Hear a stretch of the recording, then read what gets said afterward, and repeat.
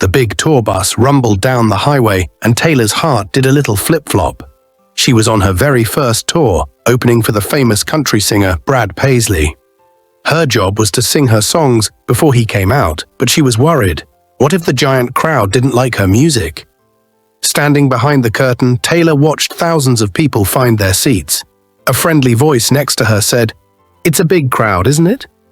It was Brad Paisley. He smiled. "They're going to love you. Just be yourself and sing from your heart." Taylor took a deep breath and walked into the bright lights. The audience was a huge sea of faces looking up at her.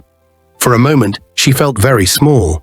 Then Taylor imagined that every person was a friendly sunflower turning to listen in a giant, happy field.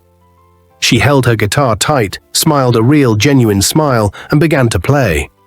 Taylor didn't just sing her songs, she told the stories behind them, making the huge arena feel like a cozy living room full of friends she hadn't met yet.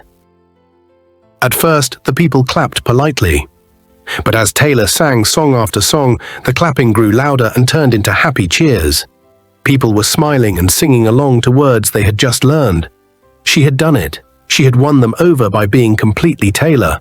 When she finished her last song, the whole place was roaring with applause.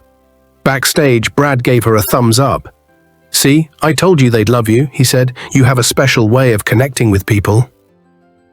One night, the crowd was very chatty and wasn't paying much attention. Taylor could feel her performance wasn't reaching them. Instead of getting upset, she remembered Brad's advice. She gently stopped playing her guitar. "Hello, everyone," Taylor said into the microphone. "I know you're all excited for Brad, but I'm sharing my stories up here, and I'd be so happy if you'd listen for a little bit."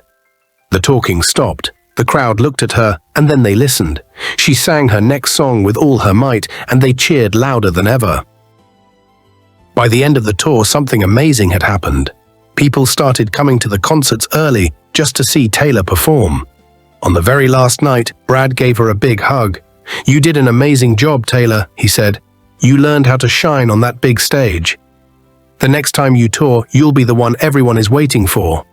Taylor felt so proud. She had learned so much about music and courage, and she would never forget her amazing adventure opening for Brad Paisley.